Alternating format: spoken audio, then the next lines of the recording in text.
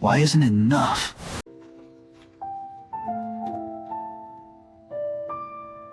Welcome to the Deep Dive.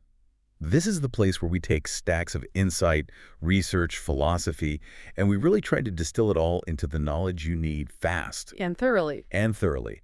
And our mission today, it's a big one. We're looking at something that I think for many people sounds like a complete contradiction in modern society. We're talking about finding profound power, not restriction, in the practice of extreme frugality. Which is a tough sell for a lot of people. The word itself, frugality, just sounds like deprivation. It really does. But we're going deep into a mindset today that completely challenges the basic assumptions we all have about success.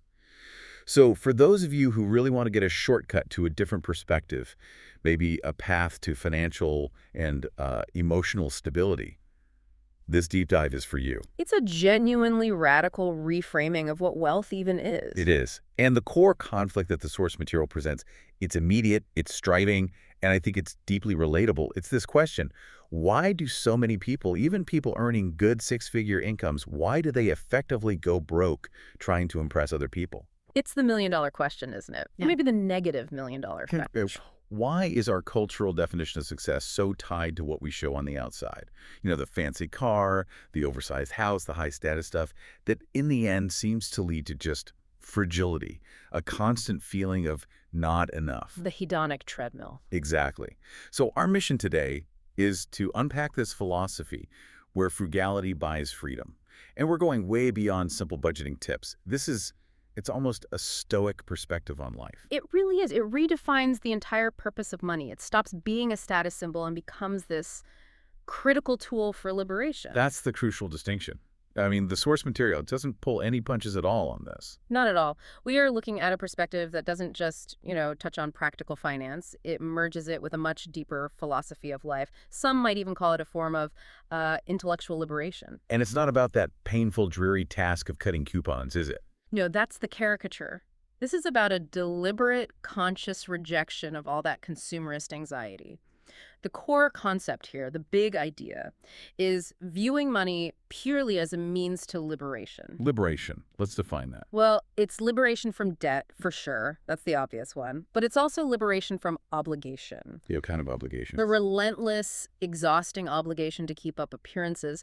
And maybe most importantly, liberation from our dependence on external validation. Think about it.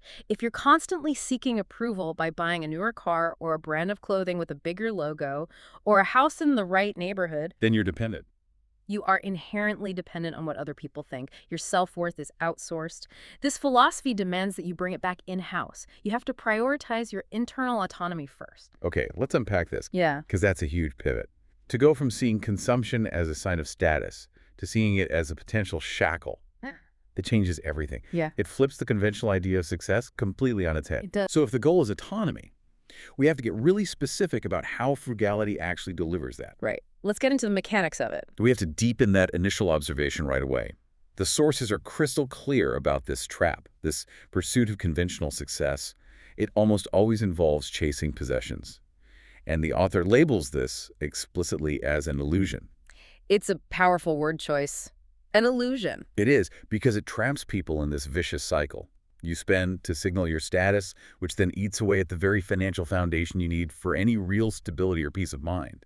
It's like you're building a castle on quicksand. And you're so busy polishing the turrets that you don't notice the whole thing is sinking. Exactly. And the contrast this philosophy draws is so stark. The payoff for frugality isn't some vague, feel-good idea. It's tangible. It's quantifiable liberation. Every single dollar. Every single dollar you don't spend on some unnecessary thing, that new gadget, that impulse buy, that status symbol you bought for someone else's approval, that dollar is a concrete step toward freedom. It's cash in your hand. It's a reduction in your future servitude.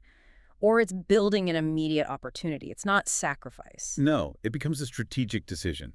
Yeah. You're consciously prioritizing your own autonomy over how you appear to others.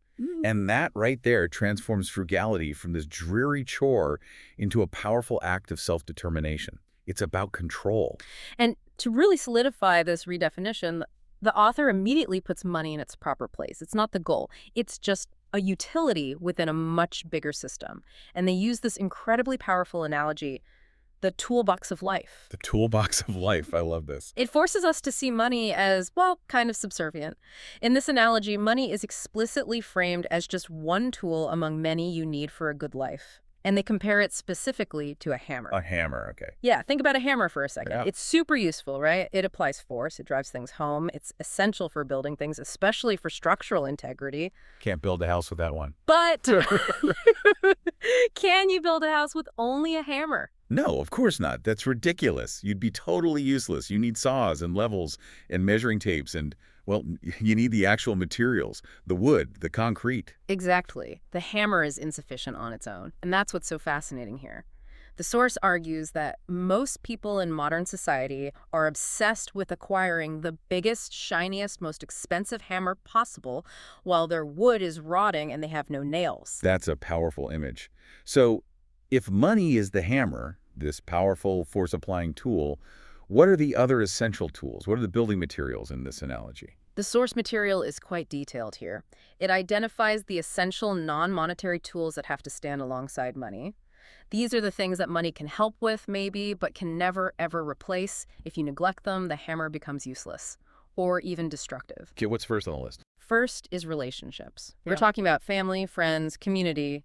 Money can, pay for a fancy dinner or a first-class flight to see a friend, but it can't manufacture genuine connection. It can't buy deep trust or emotional support when you're in a real crisis. A person with infinite money but total social isolation is, by this definition, deeply, deeply poor. The ultimate poverty. Absolutely. Second is attitude. This refers very specifically to gratitude and optimism. A positive, forward-looking mindset is completely independent of your bank balance, yet it is arguably the most powerful predictor of your daily happiness and your resilience when things go wrong.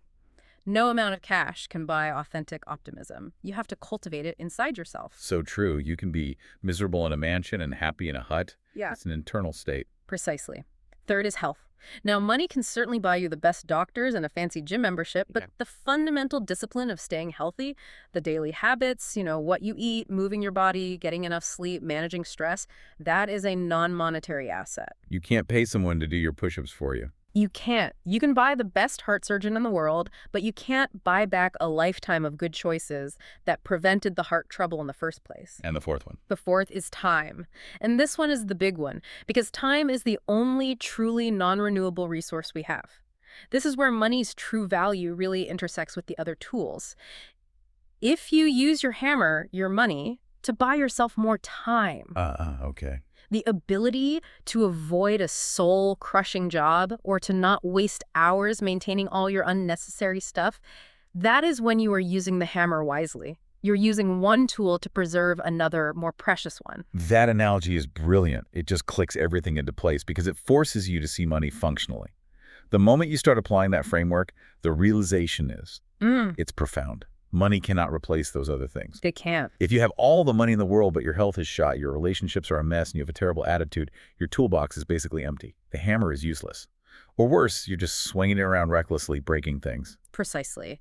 The moment we see money as just one instrument, an important one, sure, but just one, we immediately stop letting it dictate our entire identity. It stops being the sole measure of our success. The whole game shifts. From what to what? The primary goal shifts from just accumulating the most expensive hammer to making sure all the tools in the box are sharp, maintained, and ready to use together. And this framework, it immediately just tears. It lessens the emotional pressure we put on making more money. It lets us pursue balance. And the source material defines that balance as true wealth. So true wealth is the optimal orchestration of all 5 resources: money, relationships, attitude, health, and time.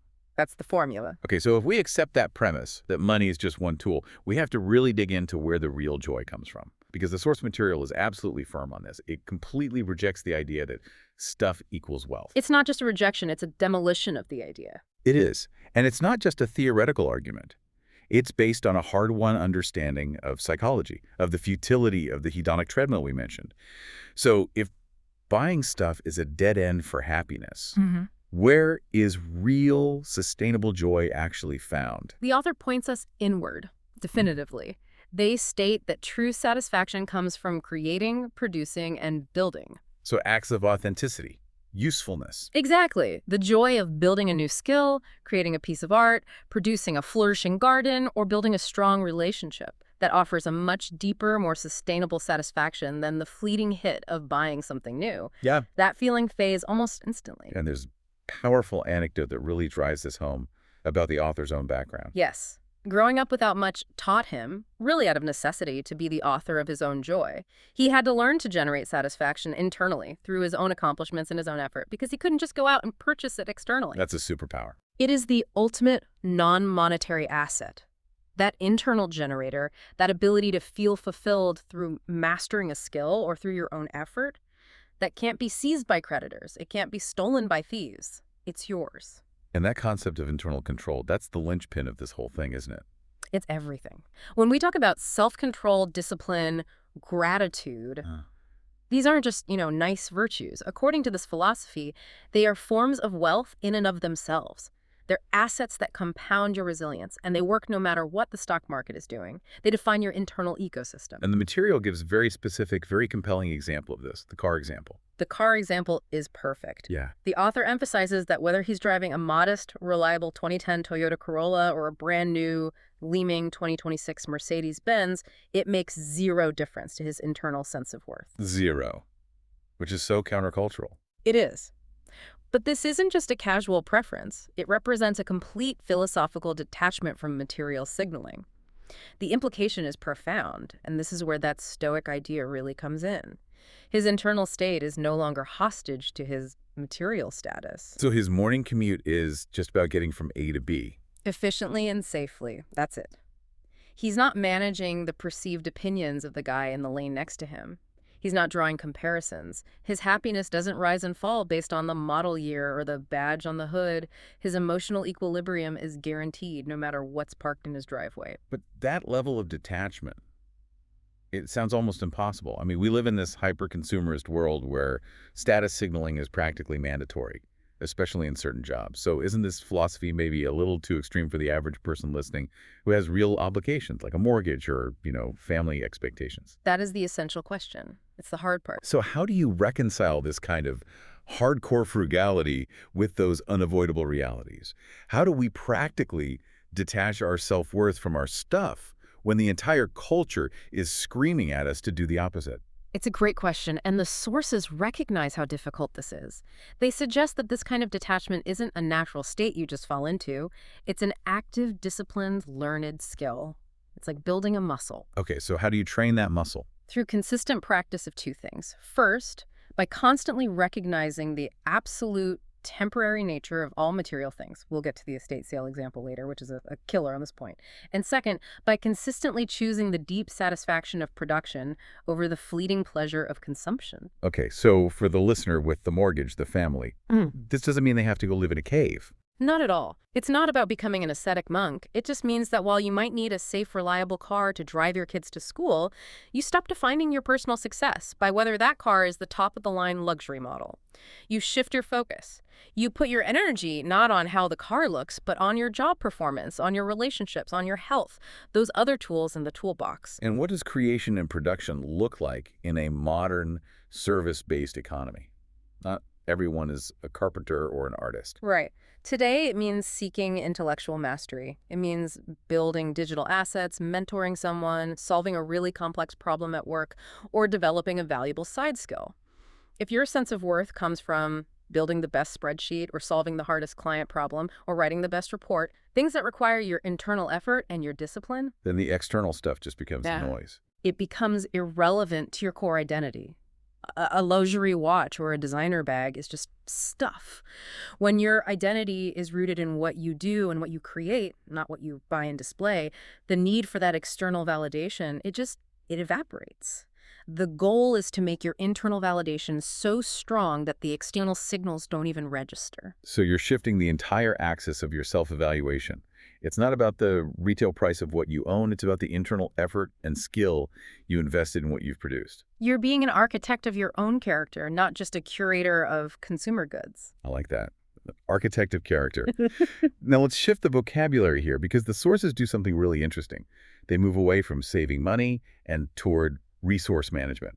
They define frugality not as deprivation, but as a practice of good ethical management. Yes, and this moves us into the idea of stewardship, which gives every financial decision this profound moral dimension. So explain that. What is stewardship in this context? The core belief here is seeing yourself as a temporary steward of resources during your finite time on this planet. It's a radical reframing of ownership. Is you don't really own anything. Not permanently. You're just the designated manager for a limited time. And this idea of stewardship, it extends way beyond just your money. It includes your relationships, your physical health, your time, and really importantly, your inner life, your moral integrity. And what's the duty of a steward? The duty is clear: to manage all of it wisely and ethically. This means you have to actively avoid the two big pitfalls that ruin most people's finances. First, recklessly wasting your resources on trivial, transient things.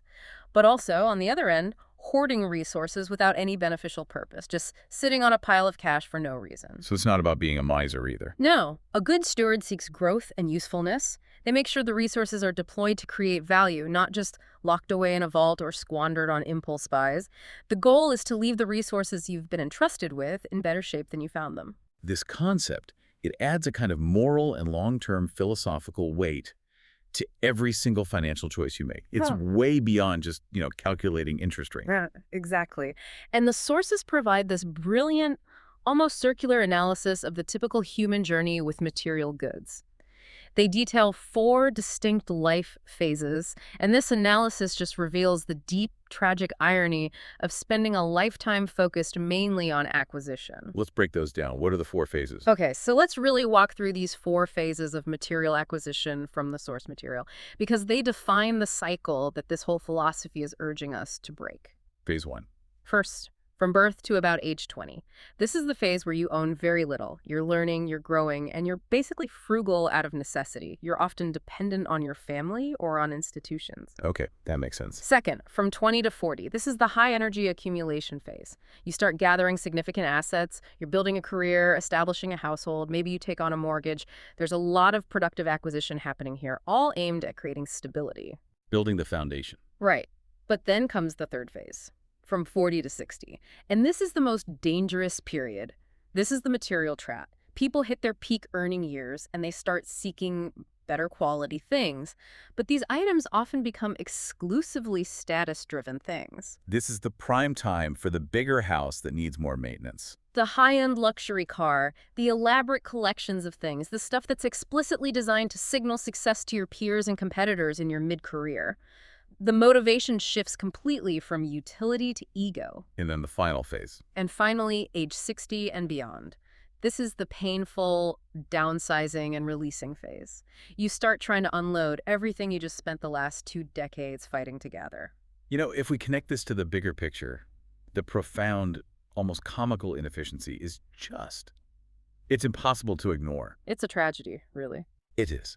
Most people spend the prime, most energetic years of their lives, that 40 to 60 age range, accumulating and maintaining stuff, only to spend their last active years trying desperately to unload it all.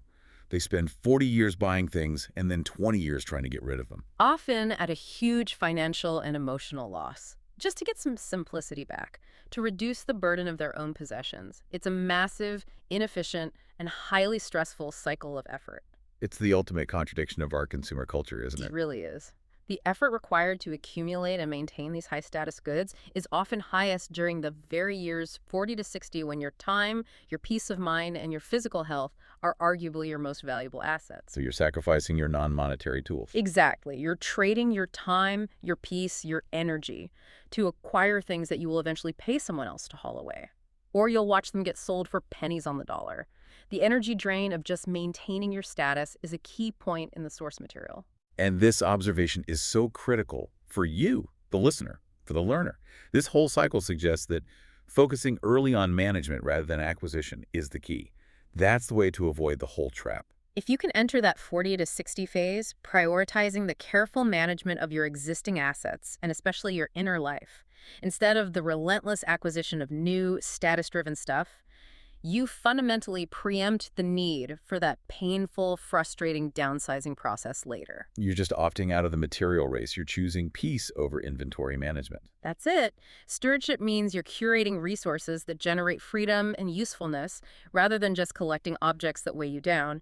The resources give you options, the objects just give you upkeep. This is the very definition of intentionality applied to finance. In this philosophical framework, it now takes us to a really hard, uncompromising line on debt. Oh, yeah. The author views debt not just as a bad financial choice, but as a definitive form of servitude, a complete loss of autonomy, a mortgage on your own future labor. It's more than a financial warning. It's an indictment of freedom lost. And the critique, it focuses relentlessly on borrowing money to buy depreciating items.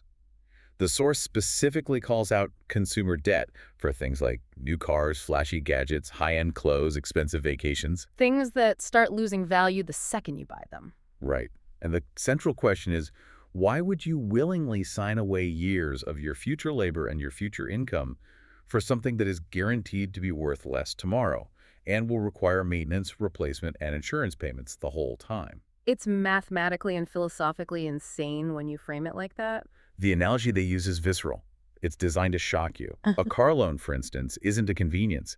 It chains your labor to repayment for years. It's a literal contract that says you must show up for work. Whether you're feeling well or not, whether you like your job or not, you have to go. Because a chunk of your future income already belongs to the bank to pay for that rapidly depreciating asset in your driveway. It turns meaningful work from this purposeful pursuit into just a grim, necessary form of indentured service. And if frugality is a shield, as the source suggests, then debt is the opposite.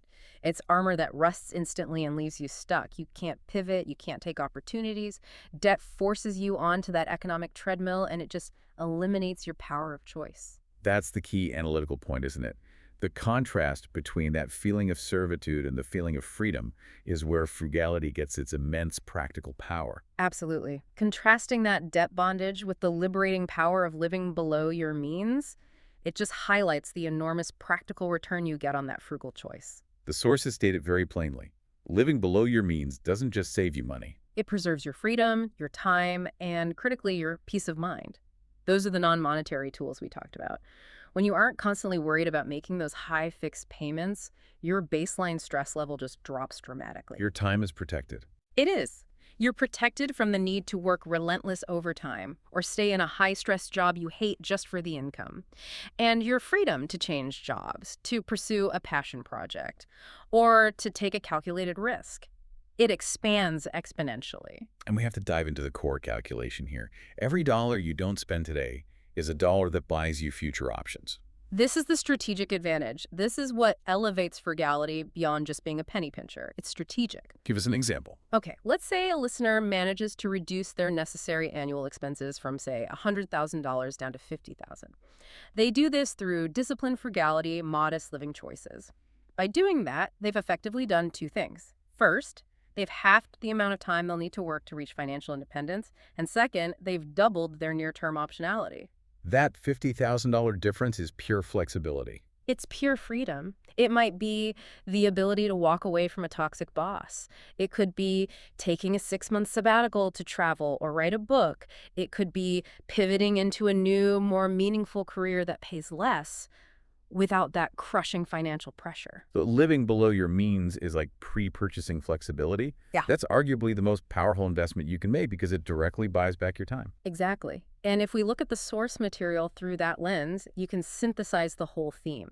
Frugality isn't a restriction. It's a robust shield. A shield from what? Protection from the anxiety of debt and protection from the illusion that you can find success through spending. It shields your inner peace, your time, and your future choices from all the external pressures of consumer culture. It lets you prioritize the things that really matter, the other tools in the box. So the shield isn't just defensive. No, it's active. It actively preserves and maximizes your most valuable asset, your autonomy, your freedom. You're guarding your future self from the impulsive decisions of your present self. Frugality is a form of armor. An intellectual and financial defense system that radically moves the conversation away from deprivation and puts it squarely in the realm of self-mastery, self-defense. That's the reframe. So this takes us to the highest level of motivation driving this whole philosophy. It's not just about personal short-term financial freedom. It's about a long-term vision. It's a deliberate intent to build a legacy that will fundamentally outlive the individual. The author's gaze is set way beyond just a comfortable retirement. It's focused on generational impact. And he defines that desired legacy very carefully. It's not just about money, is it? No. Wealth in this context is measured in principles, in solid income-generating assets, and in the positive influence you have on your community and your family. The explicit goal is to leave behind enduring value, something that keeps generating benefit and resources long after you're gone, As opposed to what? as opposed to just leaving behind a collection of forgotten possessions that are just going to clutter up an attic or end up in a landfill. This feels like the culmination of that stewardship concept we talked about. It is. A truly good steward leaves the resources and the system in better shape than they found them. They make sure that what they've built serves future generations or some higher lasting purpose. They understand that their time on Earth is for sowing seeds that will endure, not just for collecting temporary tokens. And to drive this point home, to give the ultimate reality check for anyone caught in that material race, the author uses this really powerful, sobering anecdote. The experience of visiting estate sales. This anecdote is absolutely central to understanding the true cost of chasing material wealth. Paint the picture for us. Okay, imagine the scene. You walk through a home that's filled with the accumulated treasures of someone's entire lifetime. Formal china sets that were maybe used 3 times, expensive leather furniture that's now cracked and dated, elaborate collections of whatever, tools bought for hobbies that were never really pursued, closets just full of high-end clothing. Things someone spent a lot of time and money on. A huge amount of time, labor, and money acquiring these things. They were probably attached to intense emotional significance or perceived status, and now they're all just sitting there with little price tags on them, being sold off to strangers for $1 or $5 just to clear the space. The meaning behind that is just. It's a gut punch. It's a visceral reminder of the absolute inevitable impermanence of material wealth. That $1 item was once a status symbol. It was a source of intense pride, or a deeply desired purchase that somebody had to work for years to acquire. And now, at the estate sale, it instantly becomes just a relic. Its value is stripped down to its bare utility or the cost of its raw materials. It is completely detached from the ego of the person who bought it. And that stark realization, it just reinforces the fundamental futility of chasing temporary material status as your source of self-worth. It's the ultimate reality check. The weight of that visualization. I mean, imagine standing at your own estate sale, seeing the things you worked so hard for just being discarded for spare change. It forces you to ask the most critical question of this whole philosophy. Which is, What am I working for right now that will actually retain its value or generate life beyond my own presence? and that question shifts the final goal entirely. The focus moves aggressively to leaving behind assets that generate life instead of relics of fleeting vanity. Exactly. And we need to define what those assets are. What are these assets that generate life? They're the things that defy that estate sale fate. So what are some examples? They include financial assets that are deployed to support a foundation or a charity you believe in, stable properties that can house your family or generate lasting rental income, businesses that employ people and enrich a community, or maybe most importantly, the intellectual and moral principles, the character that you instill in the next generation and in community leaders. Things that grow. Those are the elements of a legacy that maintain or even increase their value after the steward departs. Money, in this context, is just the raw material you use to forge that enduring value. And frugality, then, is the essential discipline that ensures you don't waste that raw material on temporary, disposable distractions. So the lesson is clear. If you want your life's work to matter, you have to stop investing your time, your energy, and your resources into things that are destined for the dollar bin. You have to build things that last. Wow. We have covered a lot of ground today. We've moved all the way from the practical application of, conscious underconsumption to the deepest philosophical reasons for living a life of intentional purpose. Oh. It's time to synthesize this whole framework. Let's bring it all together. We've seen that the author's perspective really rests on 2 powerful core pillars.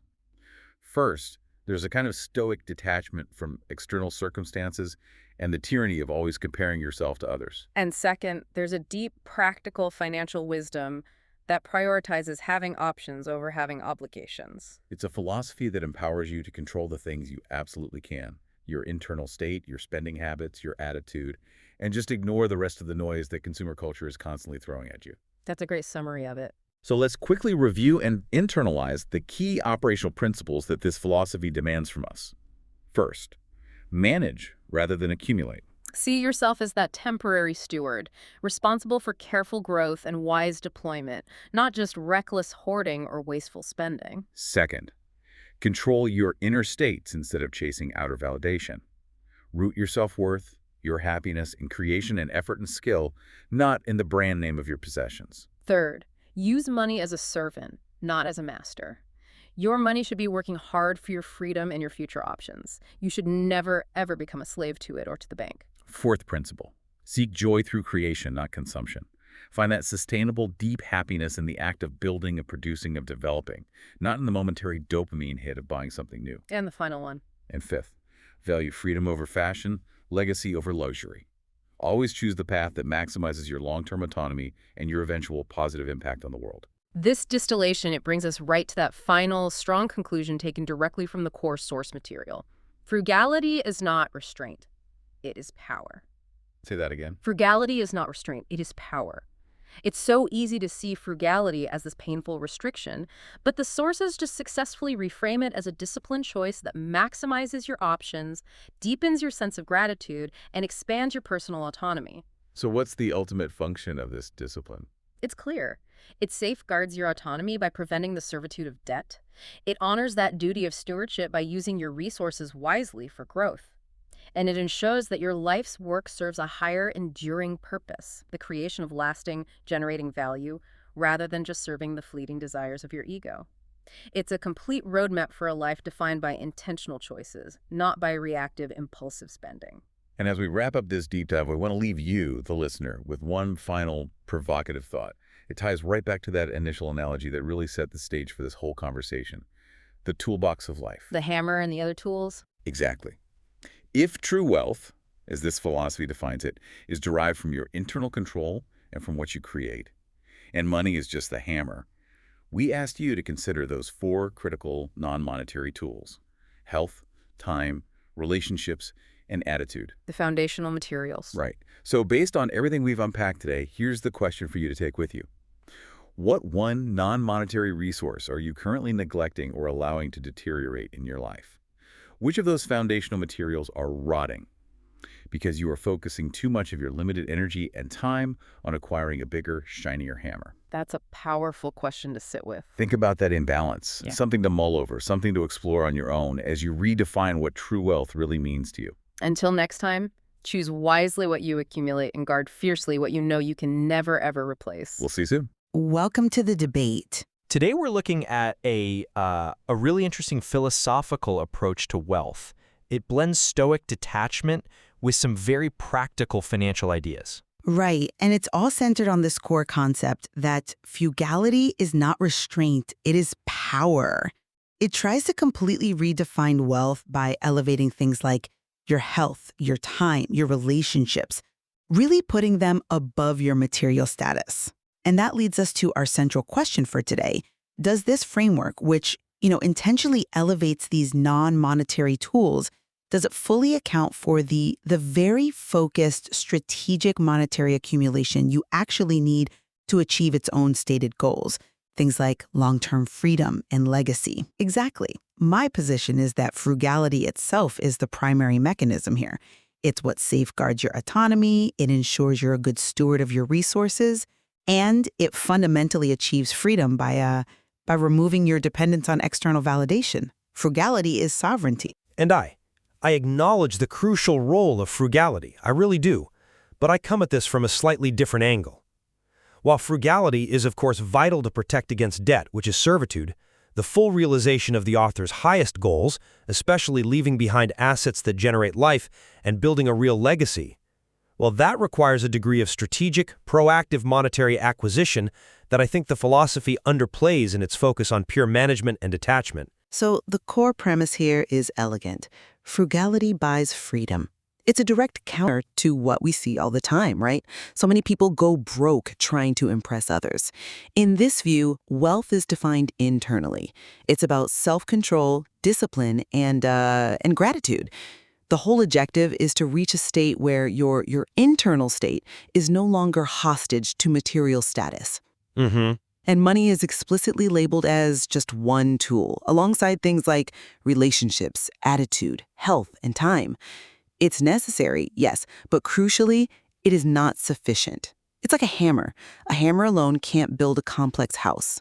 And this philosophy argues that genuine joy has to come from internal generation, from creating, producing, building, and not from just external consumption. This discipline is the foundation. I see why you think that, and that emphasis on internal metrics is incredibly valuable. I don't disagree. However, I think there's a real internal tension within the text itself. The stated goal of legacy and longevity seems to clash, for me, with the instruction to focus on management rather than acquisition. And let's be clear about those terms. Management here implies optimizing what you already have and avoiding waste. Acquisition, though, implies active, strategic growth seeking out and procuring new productive capital. Okay. The author rightly sees debt as a form of servitude because it binds your future labor to paying it back. This focus on debt avoidance actually proves my point. It confirms that monetary resources are foundational for preserving your freedom and buying future options like the capital you need for an early retirement.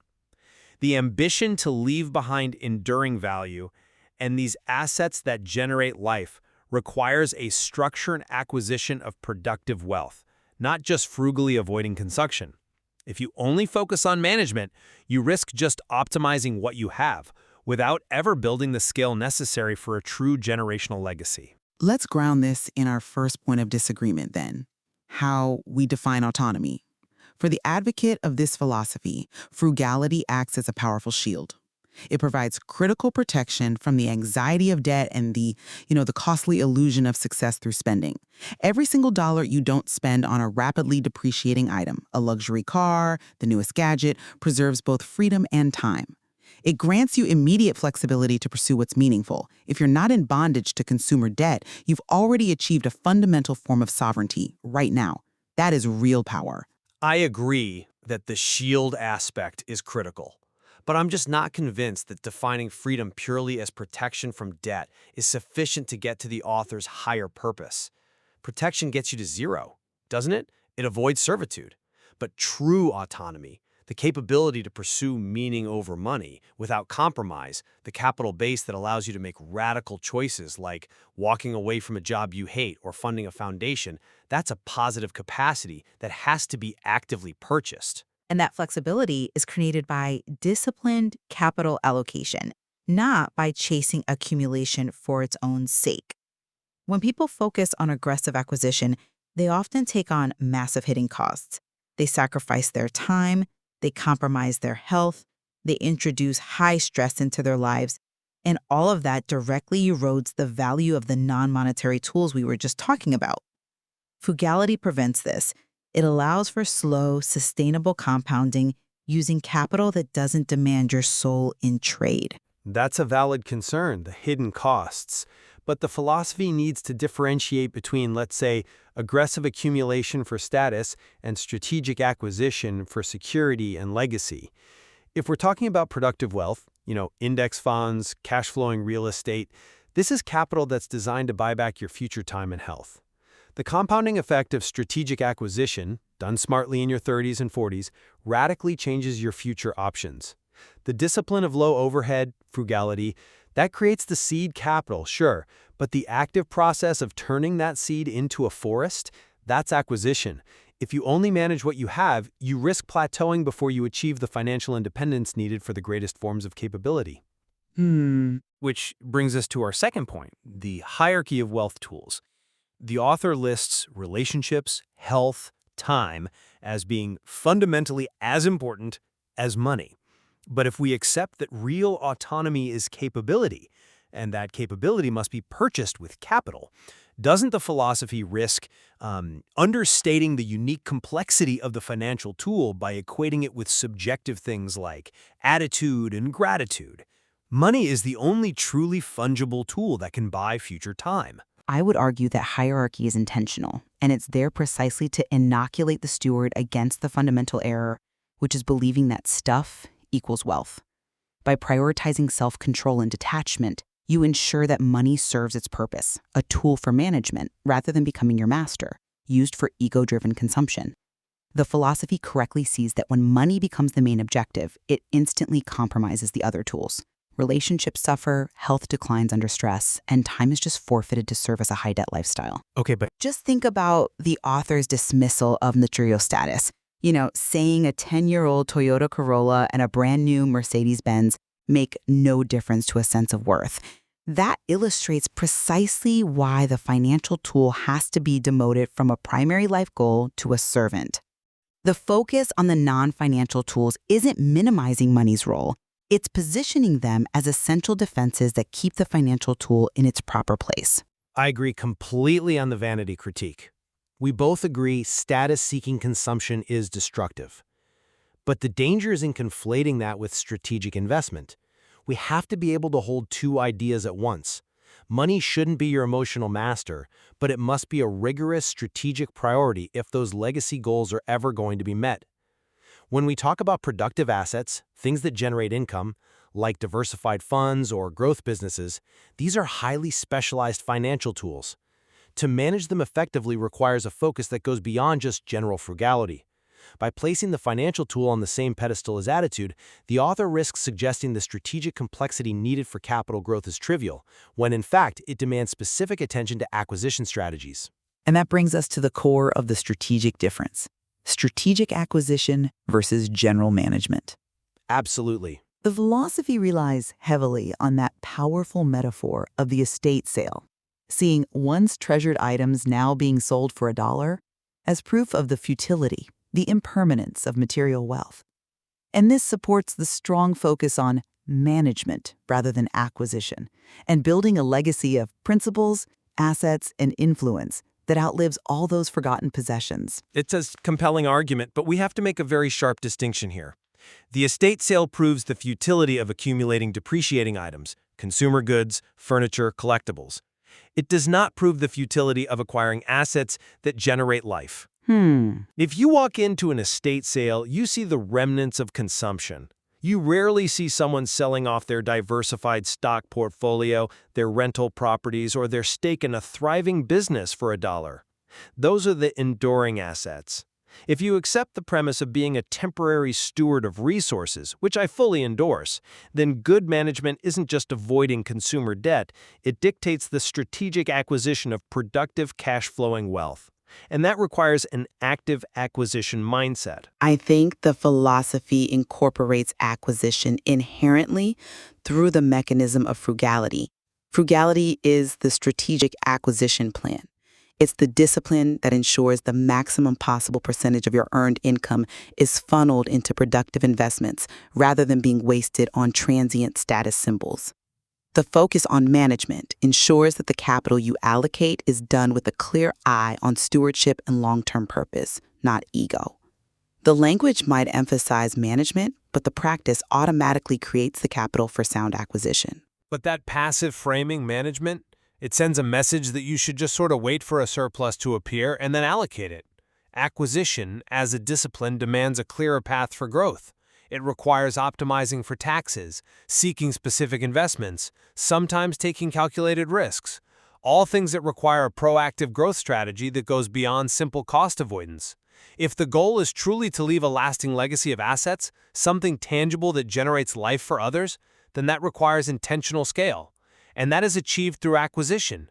It's the difference between protecting the capital you have and actively growing the capital you need. I see why you draw that distinction, and perhaps the material could benefit from defining that investment phase more explicitly.